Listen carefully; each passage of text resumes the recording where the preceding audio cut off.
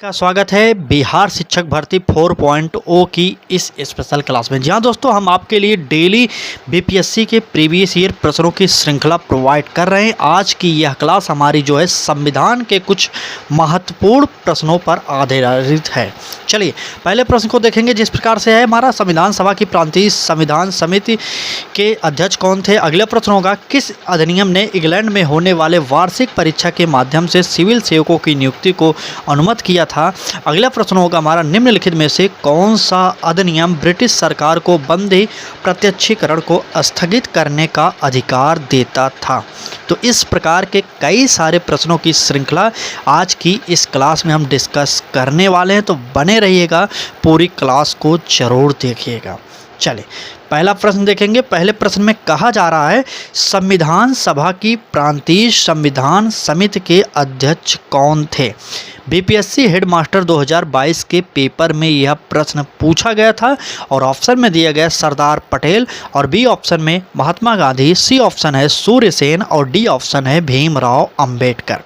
तो कमेंट करिए एक बार और उत्तर जल्दी से बता दीजिए आप लोग। चले अगर बात करेंगे संविधान सभा की प्रांतीय संविधान समिति के अध्यक्ष कौन थे, तो वो हो जाएंगे हमारा सरदार पटेल। सरदार पटेल हमारा इस प्रश्न का उत्तर सही हो जाएगा। अगर आपसे एक प्रश्न और यहाँ पर पूछा जा सकता है कि प्रारूप समिति के अध्यक्ष कौन थे। अगर आपसे पूछा जाए प्रारूप समिति के अध्यक्ष कौन थे, तो वो थे भीमराव अंबेडकर। यहाँ पर दो प्रश्न याद करिएगा। पहला प्रश्न तो ये हो गया कि संविधान सभा की प्रांतीय संविधान समिति के अध्यक्ष कौन थे, तो सरदार पटेल। ये प्रश्न ये हो गया। दूसरा आपसे पूछा जा सकता है कि प्रारूप समिति के अध्यक्ष कौन थे, तो वो हो जाएंगे भीमराव अंबेडकर।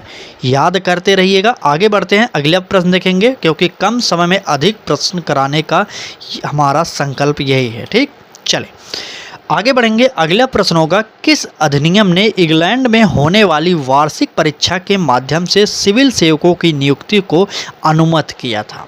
ऑप्शन हमारा देखिए 1833 का चार्टर अधिनियम है, बी ऑप्शन का रहा है 1853 का चार्टर अधिनियम और सी ऑप्शन का रहा है 1858 का भारत सरकार और हमारा डी ऑप्शन है अधिनियम इनमें से कोई नहीं। कौन मतलब इसमें से कोई भी अधिनियम नहीं होगा। आप उत्तर बताइए। यह भी बीपीएससी हेडमास्टर परीक्षा में पूछा गया प्रश्न है और आपके पेपर में आ भी सकता है। आप अगर टीआरई 1 का पेपर देखें या 2 का या 3 का देखेंगे, तो यहाँ पर बीपीएससी के द्वारा जो प्रश्न पूछे गए हूबहू दोबारा रिपीट भी किए गए हैं। तो यकीन मानिए एक बार प्रीवियस ईयर को सॉल्व करिए या जो पेपर हुए हैं टीआरई के, उन पेपरों को जरूर देखिए, आप खुद समझ जाएंगे। अब इस प्रश्न के उत्तर की बात करेंगे, तो यह उत्तर हमारा जो होगा 1853 का चार्टर अधिनियम हमारा सही हो जाएगा और 1833 का नहीं होगा, हमारा बी ऑप्शन होगा 1853 का चार्टर अधिनियम। बी ऑप्शन यहाँ पर सही हो जाएगा। ठीक है, चले आगे बढ़ेंगे। अगर क्लास अच्छी लग रही हो तो लाइक कर दीजिए। पहली बार आए हो तो हमारे साथ जुड़िए, चैनल को सब्सक्राइब करके बेल आइकन को ऑन कर लीजिए। डेली आपको बिहार शिक्षक भर्ती की क्लासेज फ्री में हमारे चैनल पर सुबह 10 बजे प्रोवाइड की जाती हैं, तो पूरी क्लास डेली देखा करिए। क्लासेज बहुत बड़ी नहीं होती, आप देख भी सकते हैं। चले आगे बढ़ेंगे। अगला प्रश्न देखेंगे। कह रहा है कि निम्नलिखित में से कौन सा अधिनियम ब्रिटिश सरकार को बंदी प्रत्यक्षीकरण को स्थगित करने का अधिकार देता है। यह बहुत महत्वपूर्ण प्रश्न है। यह कई पेपरों में बीपीएससी के द्वारा पूछा गया है, आप इसका उत्तर दीजिए। चलें एक बार फिर से पढ़ दे रहा है प्रश्न को। कह रहा है कि निम्नलिखित में से कौन सा अधिनियम ब्रिटिश सरकार को बंदी प्रत्यक्षीकरण को स्थगित करने का अधिकार देता है। ए ऑप्शन कह रहा है भारत परिषद अधिनियम 1909 और बी ऑप्शन कह रहा है भारत परिषद अधिनियम 1919, सी ऑप्शन कह रहा है रोलेट अधिनियम 1919 और डी ऑप्शन कह रहा है भारत सरकार अधिनियम 1935। तो कमेंट करते रहिए आप लोग, उत्तर जल्दी जल्दी। चलिए ठीक, ब्रिटिश सरकार द्वारा मार्च 1919 में आपको पता होगा कि रोलेट एक्ट लाया गया था। क्यों लाया गया था आपको पता होना चाहिए कि किसी को भी चाहे कोई जुर्म किया हो या ना किया हो उसे बंदी बनाया जा सके। तो इस प्रश्न का उत्तर यही हमारा हो जाएगा, रोलेट अधिनियम 1919। मार्च 1919 में यह लाया गया था, आप लोगों को पता होना चाहिए। ठीक है, चलिए आगे बढ़ेंगे। अगले प्रश्न को देखेंगे। अगला प्रश्न हमारा क्या कह रहा है, संविधान से संबंधित और जिसे आप कहते हैं ना पॉलिटिकल साइंस, मतलब संविधान और भारतीय राज्य व्यवस्था से संबंधित महत्वपूर्ण प्रश्नों की श्रृंखला हम डेली प्रोवाइड कर रहे हैं। अब हम आपको फिर से एक बार कुछ पार्ट अभी भूगोल के बच गए थे, भारत का भूगोल हमने आपको कराया है, वह भी हम आपको फिर से स्टार्ट करने वाले हैं। तो अब आप जुड़ जाइए, डेली सुबह 10 बजे हमारे साथ जुड़कर तैयारी करिए। इससे पहले हमने बीपीएससी के प्रीवियस ईयर प्रश्नों की श्रृंखला की बात करते हैं तो मॉडर्न हिस्ट्री, जिसे आप आधुनिक भारत का इतिहास कहते हैं, पूरा का पूरा करा दिया है। आप प्लेलिस्ट पर जाइए हमारे चैनल के, वहाँ पर आपको क्लासेज मिल जाएंगे और पूरी क्लासेज को ज़रूर देखिए एक बार। चले आगे बढ़ेंगे, अगले प्रश्न की बात करेंगे। तो कह रहा है कि निम्न में से किस अधिनियम ने भारत में पृथक निर्वाचक मंडल का आरंभ किया था। ए ऑप्शन कह रहा है रेगुलेटिंग अधिनियम 1773, बी ऑप्शन कह रहा है चार्टर अधिनियम 1833, सी ऑप्शन कह रहा है पिट्स इंडिया अधिनियम 1784 और डी ऑप्शन कह रहा है भारतीय परिषद अधिनियम 1909। चले 66वीं बीपीएससी प्री 2020 में पूछा गया यह प्रश्न है जो आपके पेपर के लिए बहुत ही उपयोगी होने वाला है। चले जल्दी से कमेंट करिए और उत्तर बताइए आप लोग। बिल्कुल सही, किस अधिनियम ने भारत में पृथक निर्वाचक मंडल का आरंभ किया? अगर यह प्रश्न आपसे पूछा जा रहा है तो भारतीय परिषद अधिनियम 1909 हमारा उत्तर डी सही हो जाएगा।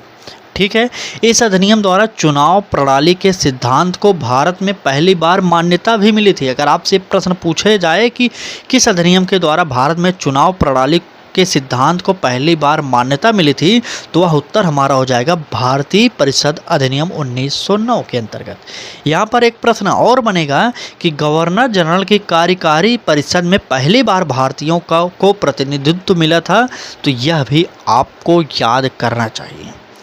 ठीक है, चले आगे बढ़ेंगे, अगला प्रश्न देखेंगे। अगले प्रश्न में क्या कहा जा रहा है हमारा, आज की इस क्लास में जो भी प्रश्न हम आपको करा रहे हैं बीपीएससी के द्वारा विगत वर्षों में पूछे गए प्रश्नों की श्रृंखला है, आप जरूर देखिएगा इसे पूरा।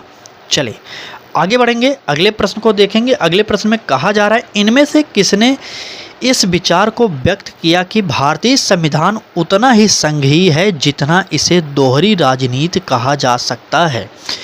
किसने कहा था? क्या अंबेडकर ने कहा था, या महात्मा गांधी ने, या जवाहरलाल नेहरू ने, या इनमें से कोई नहीं? आप लोग कमेंट करते रहिए और उत्तर बताते रहिए।